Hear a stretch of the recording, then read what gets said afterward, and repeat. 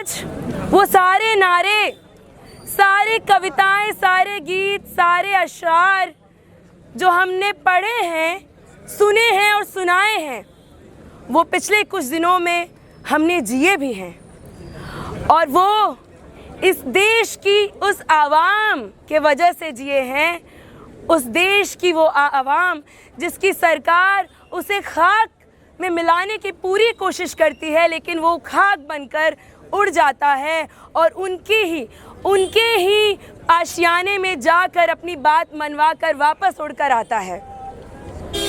साथियों, उस जनता को, उस आवाम को यहाँ से क्रांतिकारी इस्तकबाल, जय भीम, लाल सलाम, जिसने सितमगारों की लाठियाँ अपने पीठ से तोड़ी हैं, उनको लाल सलाम, जिन्होंने पुलिस से कहा कि लाओ अपनी टीयर गैसेस, उसका हम करेंगे क्या, क्योंकि तुम्हारी हुकूमत में हमारी आंखें तो रोज़ चुभती हैं, रोज़ हमारी आंखें नम होती हैं तुम्हारे द्वारा किया गया शोषण देखकर। जिन्होंने कहा कि तुम लाओ वाटर कैनन्स, तुम लाओ वाटर कैनन्स, तुम्हारी जानलेवा आबो हवा की तो हमें आदत है, तुम लाओ, हम उसमें भी हंसेंगे, नाचेंगे, झूमेंगे। जिन्होंने कहा कि तुम पैलेट गन्स चलाओ, जैसा कि तुमने हमारे तमाम साथियों के साथ किया है, इतने सारे साथियों को छलनी किया है कि हम डरते नहीं हैं, तुम लाओ, उनकी याद में हम वो पैलेट गन्स भी खा लेंगे। उस आवाम को मेरा क्रांतिकारी इस्तकबाल। साथियों, सिर्फ जंतर मंतर नहीं, देश के कोने कोने से एक ही आवाज़ उठी। बिहार से, पंजाब से, केरला से, तमिलनाडु से, बंगाल से, आसाम से, कर्नाटका से, कि जो दरिया झूम के उठे हैं तिनको से न टाले जाएंगे, जो दरिया झूम के उठे हैं तिनको से न टाले जाएंगे। और वो सारे साथी हमारे लड़े हैं, पुरजोर लड़ाई उन्होंने लड़ी है और हुक्मरानों को उनकी औकात दिखा दी है। ये लोग इतने डरपोक हैं, ये भाजपा आरएसएस के लोग इतने डरपोक हैं कि उनको कुछ नहीं सूझता तो वो हमारे लोगों को जेलों में डालते हैं। उन्होंने ये बिहार में किया, ये बंगाल में किया, ये दिल्ली में भी किया, ये तमिलनाडु में भी किया। ये इनकी लड़ाई पढ़ने लिखने वालों से है, इनकी लड़ाई हमारी मुस्कुराहट से है, हमारी किताबों से है, हमारे गीतों से है। ये इन सब से नफ़रत करते हैं, ये इन सब से डरते हैं, जलते हैं, घृणा करते हैं। तभी बिहार के उन साथियों को कॉमरेड धनंजय, जो फॉर्मर जेएनयूएसयू प्रेसिडेंट हैं, कॉमरेड संदीप सौरभ, जो इस समय सीपीआई-एमएल लिबरेशन के विधायक हैं बिहार में, जो इसी जेएनयूएसयू के जनरल सेक्रेटरी रहे हैं, comrade Dipankar, comrade Saba, comrade Divyam, comrade Naushad, comrade Parvez, इन सबको जेलों में डालता है, बाकी लोगों की विच हंटिंग भी करता है और 9 एफआईआर इन पे लगाए जाते हैं कि बेल ही ना मिले। इतना ही नहीं, इन सारे साथियों पे अटेम्प्ट टू मर्डर का केस लगाया जाता है। आप सब ने, पूरे देश ने देखा है कि बिहार में क्या हो रहा था।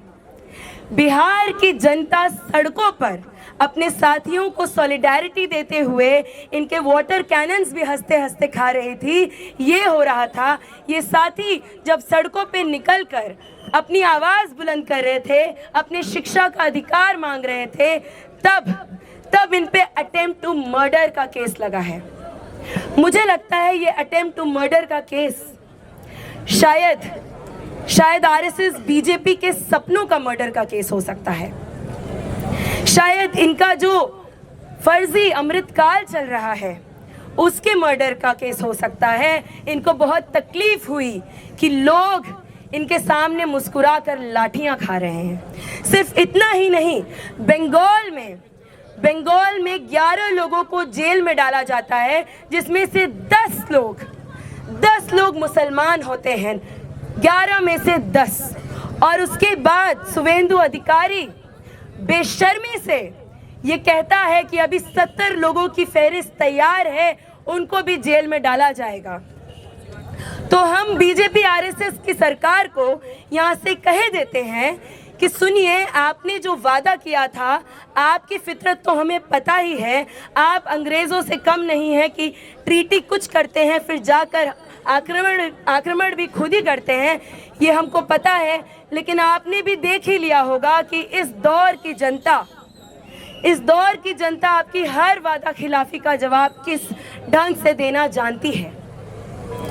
साथियों, उसी जंतर मंतर पे मोहम्मद जुनैद जो पहले दिन से वहाँ पर बैठे थे, पहले दिन से वो हर इंसान की देख रेख में लगे थे, वहाँ पर पूरा मैनेजमेंट कर रहे थे, लोगों को खाना खिला रहे थे, उनको, उनके परिवार को किस तरीके से पुलिस हैरास करती है आपने देखा होगा।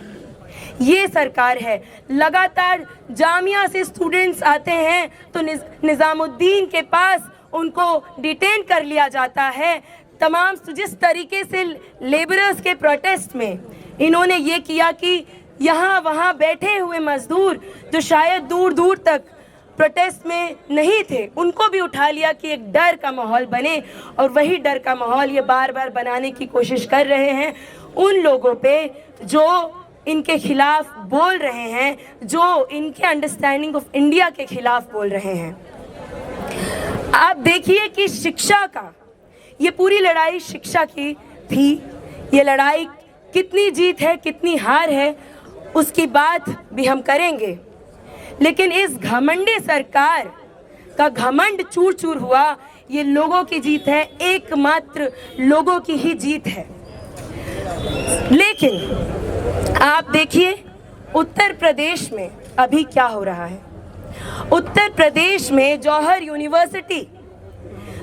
यूनिवर्सिटी को रामपुर का डेवलपमेंट अथॉरिटी इल्लीगल बता देता है। कहीं किसी मुल्क के इतिहास में आपने सुना है क्या कि एक यूनिवर्सिटी को इल्लीगल एनक्रोचमेंट बता दिया जाता है? कहीं भी आपने सुना होगा तो प्लीज़ मुझे बताइएगा।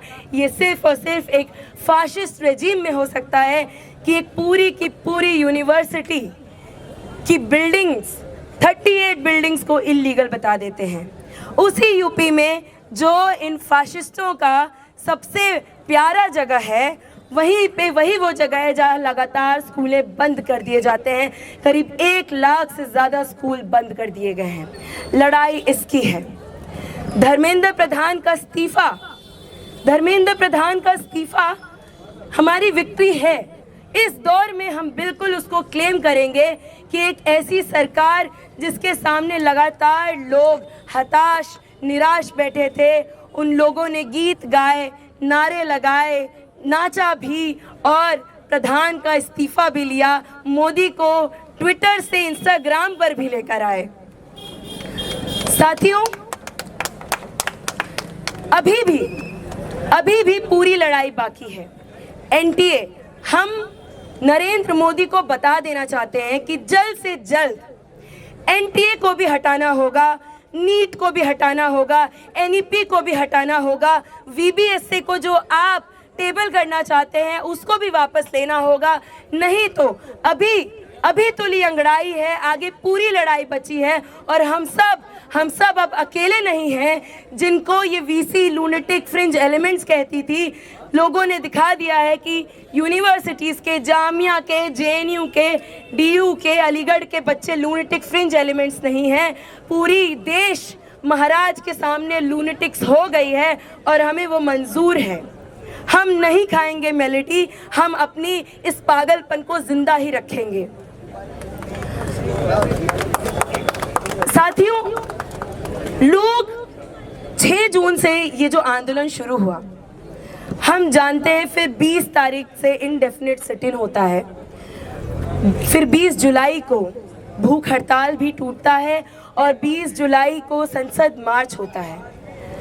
एक अंडरस्टैंडिंग है कि लोग आए क्यों, लेकिन एक खूबसूरत सवाल ये बनता है कि लोग इतनी ब्रुटैलिटी के बाद उस दिन वहाँ रुके क्यों? This is the question we have to answer कि लोग उस दिन रुके क्यों? वो क्या था और वो जहाँ से आए थे वहाँ क्या नहीं था जो उनको जंतर मंतर पे मिला? शायद एक दशक से जो बीजेपी आरएसएस ने देश का हाल बना रखा है, शायद वो अपना सब कुछ छोड़ कर आए थे। शायद उनके घरों पे जो उनके माँ बाप उनको रोक रहे थे वो वहाँ से लड़कर आए थे। शायद उनको समझ में आ गया था कि एनईपी द्वारा शिक्षा को खोखला कर दिया गया है। शायद जो नफरत की राजनीति लगातार परोसी जा रही थी, उसके बरक्स जो जंतर मंतर पे उनको प्यार की, सौहार्द की, जो केयर की राजनीति मिली, जो अपनत्व मिला, जो वी फीलिंग मिली, जो सॉलिडारिटी मिली, शायद वो रीज़न था कि जंतर मंतर से तमाम ब्रुटैलिटीज़ के बाद भी लोग वापस नहीं गए और लोग वहाँ पर डटे रहे। मोदी के खिलाफ जितना मोदी डिजर्व करता है उससे भी भद्दे मीम्स और उससे भी भद्दे नारे लगाए गए और ये हमें बहुत खुशी देता है क्योंकि वो आदमी वही डिजर्व करता है। उसने हम सबके सपने तोड़े हैं और शायद जंतर मंतर पे वो लोग इसीलिए रुके थे क्योंकि जो सारे सपने टूटे हैं वो उसी दरिया में या समंदर में या सागर में कहें, उधर ही उन्हें लगा कि एक दूसरे के साथ मिलकर हम अपने सपने वापस से बना सकते हैं। एक हिंदुस्तान की कल्पना जिसे हम जेन ज़ी कहते हैं, शायद उसने जो देखा नहीं कि एक हिंदुस्तान और कैसा हो सकता है, शायद उसे जंतर मंतर पे ही वो हिंदुस्तान दिखा। एक हिंदुस्तान उसने बनाने की उस जंतर मंतर पे कोशिश की और सिर्फ जंतर मंतर पे नहीं, चंडीगढ़ से लेकर पटना, बक्सर, कलकत्ता से लेकर कर्नाटका, बेंगलोर, हैदराबाद, हर जगह लोगों ने नए हिंदुस्तान को बनाने की कोशिश की और वो जीते हैं। और ये खाकी निक्कर वाले हारे हैं और आगे भी हारेंगे, ये हम सबका रिजॉल्व है। जेएनयू अब अकेला नहीं है, जेएनयू के साथ इस देश की तमाम युवा छात्र हैं और हम इस संघी वीसी से भी लड़ेंगे, हम नरेंद्र मोदी से भी लड़ेंगे और इनकी पूरी आरएसएस की प्रणाली से लड़ेंगे और शिक्षा को बचाने की लड़ाई, शिक्षा को एक्सेसिबल बनाने की लड़ाई यहाँ से शुरू होती है, अब से शुरू होती है। धर्मेंद्र प्रधान का इस्तीफा ग्राउंड ज़ीरो था, वो ग्राउंड ज़ीरो पाना हमारे लिए बहुत ज़रूरी था, हम पाए। आप सबको उसके लिए हम मुबारकबाद देते हैं और बिहार सरकार को, बंगाल सरकार को आगाह करते हैं कि हमारे साथियों को जल्द से जल्द रिहा करिए, नहीं तो हम चुप नहीं बैठने वाले और आपको भी हम चैन से नहीं सोने देंगे। शुक्रिया। इनकलाब जिंदाबाद। जय भीम, लाल सलाम। बीजेपी आरएसएस के द्वारा पुलिसिया दमन के खिलाफ लड़ेंगे।